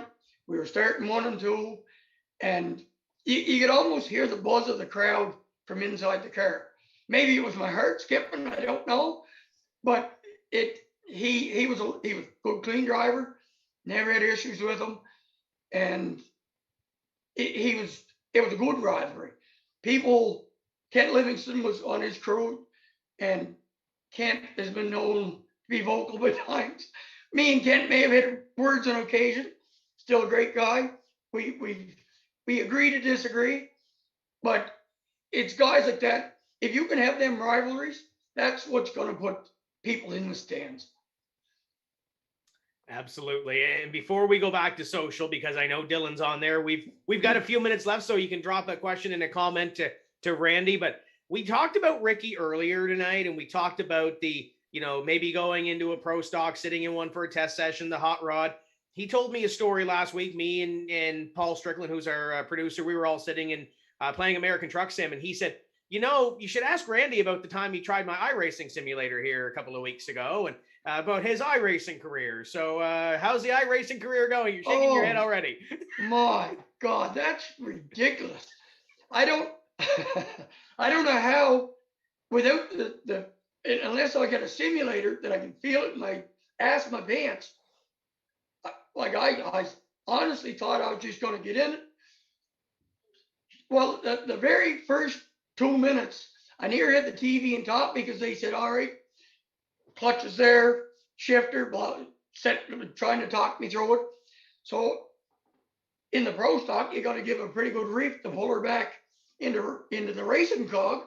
So I did the same thing on his game, and the TV's above me and it's coming down. So Rick's grabbing it, and Ricky Dean's going into a fit of laughter, and it was a lot harder than it looked. But it was a good time by the sounds of it. Oh, I had a ball. I'm actually debating buying one. We'll see. I can't get too many toys and addictions because I'm the type that when I get into something, I go full out, and I know it's going to cost me sleep. It might cost me a marriage. I figure I got the real deal in the car. We'll stay with that for now. Well, the great thing is Jolene can drive the iRacing sim, and it doesn't cost her anything. If she crashes it, there's a reset button. This is true. Actually, I think if she's seen it, she'd probably prefer that I race it instead of the real one. You don't have the repair bill. No, after exactly. you wreck a race car. Reset is a lot easier than 6 nights. Yes, absolutely. Dylan, what do you got on social? I'm sure they're chirping over there. Oh, they're chirping like crazy and they're pouring in here. So thanks a bunch, everyone, for commenting. A lot of questions about you and your brother. We got Colin Brewer wrote, who wrecked who the most? You wreck Rick, or did you wreck him, and vice versa? And Ricky also wrote, do you remember an incident with your brother on pit exit? So have you tangled up with your brother on the racetrack a few times? Maybe. The biggest one, we were racing modified. I was in the hunt for the championship. Matt Palmer was leading. I was trying to gain points on him in the day. Rick wouldn't give me an inch. We were running, if I'm not mistaken, we were running second and third. And every turn he was into me. Finally, he turned me, blew my front tire, drove my front bumper back. I was jammed up. I couldn't drive myself off the track. Had to wait for the tow truck to drag me off. I'm going into boil over in my helmet. They get me into the track. We cut the bumper off, tear the fender off, change the tire, and I'm back out and I'm on a mission. I've never intentionally turned anybody in my racing career until that night. He didn't know I was coming. I get back out onto the track and the car's still working good. I waited until the race was over and we're coming into 3. I had no front cone, no nothing, just the bumper left. And I stuck it under his and I give her a quick turn and he went off through the grass. And when he seen me in the mirror and realized what had taken place and who done it, I was in pit lane waiting to go in and I could see him coming and man, this is gonna hurt. And the flag man is, slowed down and he's still shifting gears. And he slammed me in the back. My spotter, Jamie, he was telling me, stay in the car. Because at that point, I'm getting ready to get out and we're going to go to terms with the knuckles. We drive in the pit. I'm still wound up. I'm a little more quick-tempered. He goes to a slow boil, but when he boils over, you can't get him stopped. As I pull into the pit, my wife is screaming in my ear, he's coming. And I'm stripping out belts and I broke the visor off the helmet. Well, he ain't getting me. I'm out of the car, I'm over the top of it, and I'm trying to get to him, and they're trying to separate us. And poor Matt Palmer's out. We have pictures. He's out there with the checkered flag, getting this picture taken, and all the fans are turned around in the pit watching us. So even when poor Matt won the race, we were still drawing the attention from him. So yeah, we made quite a name for ourselves. Kind of felt stupid after. On the way home, I have all my collected front end parts in the back of the truck. My engine bonnet goes flying off. I run over it. So now I'm on the side of the road. I'm fit to be tied anyway because I lost points due to being spun out and losing positions. Who stopped to help me pick up the pieces but Rick? We're throwing them in the truck. He's not speaking to me. I'm not speaking to him. Throw them in the truck. I take off. My dad calls, tells me, you're taking this off serious. And I'm racing for a championship. Anyway, it was 2 or 3 weeks before we talked civil again and not want to kill each other. We laugh about it now, but at the time it was quite a session. Robbie wrote, what about the tree? I can't believe the tree story hasn't came up yet. So what's the tree story? Once again, we were modified. I believe we'd been in a mishap earlier in the race. Anyway, we come out of turn 4 and we're a mid-pack maybe. And I go flying down the straightaway and I come into one and I hit the brakes and right the floorboards. They tell me it looked like Dukes of Hazzard because I had the little trail of dust as I'm shooting off into the trees. And it's at night, so I can see the outline of the trees, but I don't know what's coming at me. And you get the, oh my God feeling. And then it's wham, wham, wham. I'm into the trees. My car is on fire. Finally bailed out of the car, got the fire out. And the tow truck driver was trying to get me out. I had a tree, I don't know if you can see it, fairly large tree, jammed between my firewall, partway in my windshield and tire. And they're trying to pull me and nothing's moving. So we had to leave the car there, till the end of the night. And when the races are over, we went back out, we drove her out. But yeah, it was probably one of my biggest thrills. Shane Bridges wrote, Randy, what race stands out to you the most over all the years? What race? I'm thinking probably the year I won my second modified championship. It was after my garage had burnt, and it was like 1st of March, end of February, and lost. Come morning, I didn't even own a pair of ice grips. Everybody rallied, the whole racing community rallied behind me, bought me an engine. I gathered up enough money through donations and selling what was left of the scrap metal that was in the garage, and we bought Wade McKinnon's old pro stock, converted it over back to modified. And the last feature of the year, I believe I finished second to Chris Fournier, but it was enough that it gave me the championship. And that was probably one of the proudest moments I had that we had overcome everything that we'd gone through. And I think it was as big a deal to my wife as it was to me, because she put the blood, sweat, and tears in right beside me the long evenings. And to hold that checkered flag and drive, of course I had to do a major burnout. And I as I'm driving around the track with the checkered flag, the fans are standing up, giving me a standing ovation, clapping and cheering. That was probably one of the biggest highlights of my career. A few more here. I know we're kind of getting close to running out of time, but Ty's wondering, would you ever get back into street stock, or is pro stock pretty much it? No, I would absolutely love to try a street stock again. I actually debated, and I thought about maybe parking the pro stock, and then I thought about selling the pro stock. But I'd love to try street stock again just to see if I can still do it. And I mean, the street stocks are going for big money now compared to what it was back in the day when I was doing it. But they've advanced so much. I like to try it. That's more my style. I don't know if you call it my style. More of an interest, more affordable to go out and beat and bang, take a hammer and beat it back out.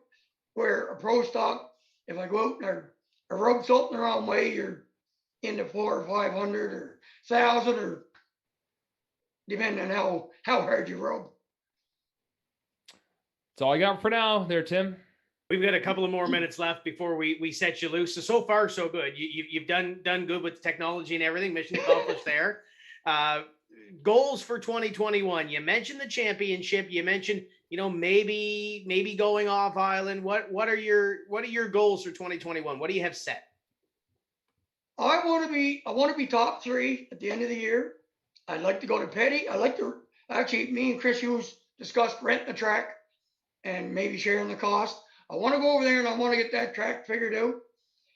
I don't know if I got the backing to try an Antigonish. I don't know, but I want to be back in the thick of things, in the hunt every race. That when I pull out, they're saying, "Oh, Randy's in this race. Got to watch him. He's strong." That was a good feeling back in the day when I was in that position, and it's been 3 or 4 years since I have been. Denver, what do you got? I know there's probably 1 or 2 more questions that are in your mind. I don't have a whole lot, Tim, but I think we've covered basically everything. This has been definitely. Oh, we could go another 2 hours with Randy and not cover everything. Without a doubt. But yeah, you talk about the pro stock. You look at the races series that they have between 660 and Petty now. What do you think of that and what they got going on there with 2 races at Petty, 2 races at 660? I think it's awesome. I wish I was a high enough caliber driver to say, yeah, I'm going to participate in that. I don't know if I don't have the setup or I don't have the I don't know what I'm lacking exactly, but I think that's an awesome way to get people to travel, to get people in the stands, because you want to see somebody come from another track and you want to see your local top dog beat their top dog. It's just that alone is going to create a rivalry. And if you can get people going back and forth, automatically the fans are going to follow. Or we hope. I think between Robbie and Chris, I'm sure you could find a hot setup for Speedway 660. I think now whether they're willing to share it, I don't know, because, but in my mind, I think they prefer to help me than to be scared to go around me on the track. And right now, I think I'm a little, I scare people because I don't know what I'm going to do. So how the hell are they going to know? They're going to tell you enough to be dangerous, but not tell you all the secrets, exactly. Right? Yeah. And there's a lot of knowledge between the two. So when they talk, I try to listen. I know you don't do it alone. You got a crew, you got sponsors on that race car. Who gets it to the racetrack every single week? Well, right now, I bought one of my partners out. So it's me and Eric McGuire own the car. My wife helps out in the pit. We got, we got a new guy and I can't even think of his name. Anyway, but we have Superior Sanitation. We have Carrier in Moncton. We have got, you put me on the spot. I don't even have them. Usually you have them written down, right? You know what? I was going, I said, no, they're not going to ask me that. Did I say Superior Sanitation? I think that's what you said. That's, so they're not on the car, but we're going to get them some proof anyway, right? yeah, right. Good way to get fired. I meant Seafood Express. But if Superior Sanitation wants to sponsor you, you're open to it, right? I worked there for 18 years and it fell out. No, it's Seafood Express Transport. Yeah. Without them, couldn't do it. Well, this has been great catching up. Great to have you on. We could go on another couple of hours on this deal, but thank you for being a part of this, and we'll catch up, I'm sure, before the racing season starts on the long weekend. Thank you, guys, and thank you, Tim, for everything you do for the sport of racing. We appreciate it. That's Randy Millar, driver of the number 77, and we will be sure to see him at some point here throughout the 2021 season, and we'll bring Dylan Langell on one more time before we call it a night. And our next race, as you can see on the screen, is the Bandolero Blastoff at Speedway Mirage, and we'll bring up the Icebreaker Enduro as well. So the Icebreaker Enduro was supposed to start signups last week, and with everything going on, we've got a master schedule coming up as well on the website, hopefully this week. We also have signups for the Icebreaker Enduro coming up this week as well. So keep tabs on timscorner.ca for all that information. Barry called me earlier today, and he said, let me know when signups are open. I'm putting a team in. I know Colin Brewer's chomping at the bit. Owen Marr's been at me. I have a feeling that it's going to fill, and it's going to fill fairly quickly. So keep your eye on the website. We'll give you a little bit of warning before we open up the signups, maybe with the Wednesday night weekly iRacing series coming back to us. And that iRacing schedule for our weekly stuff is on the website. 6 races to go left in the season. Mike James is just finalizing the Eastbound finale on April 6th. We will be back with a Tim's Corner race that night as well. 2 weekly shows, the All-Star Showcase is coming up, and the Smashed Potatoes finale as well in April. So going to be a fun night, but we're getting ready to call some transitory stuff on Verdane TV. But before we go, boys, that was fun. That was an exciting show. We could go on for another couple of hours with Ricky and Randy, but I don't know how we keep saying it. I don't know how we top next week, but I really don't know how we top next week. Tim, we top it with Wade Wilson, possibly. That would be a wicked show. We would have to almost, like, Wade would be the only guest. He would talk. We would have so many with Wayne all night, or Wade, I should say. Yeah, I chatted with Wade last week for a good 2 to 3 hours, I think it was, on the phone, just catching up about the racing season and what's going on. So Wade did say, I know he struggles a little bit with technology, but he did say that he knows how to use Zoom. So we may get Wade on here next week. I'll give him a show. But if there's anybody that if you're still watching and you want to see on the show, drop it in the comments. Give us a message. Let us know who you want to see. I know we've We've heard the Justin Cole, Sean Heislip. We're going to get them on as it starts. We had a couple of street stock drivers on the last week. We had a PEI driver and Randy Millar tonight. So who knows? We might need to go back to Newfoundland, and maybe we get Mike James on here next week. But we need to shine up the top. Yeah, shine up the top. Dylan, your thoughts on tonight, because this was fun. Oh, it's so cool. The Rick and Randy. Randy I've never met before, so I didn't know a whole lot about him, but I certainly know a lot now. And I got to see Rick race last year, battling there with the 71 car. I mean, it was incredible to see that, and now to have him on the show. It's going to be hard, but if you get Wade on next week, I mean, man, you got a character there and a guy who's been around the block once or twice or 50 times. He's going to have some great stories. Yeah, it's going to be fun. We'll dial him up and maybe see if we can get him on, and maybe a couple of others, or maybe one other, as we said, because that show might be a little bit long. But thanks everybody to tuning in. Thank you to Oyster Bed Speedway. Thank you to Speedway 660 for giving us a little bit of love tonight. And of course, everybody that's watching on Tim's Corner Motorsports. We'll be back on Monday evening, and we'll do this all over again. We got a show on Wednesday night with the TCM Weekly iRacing Series. Dylan, you're back, right?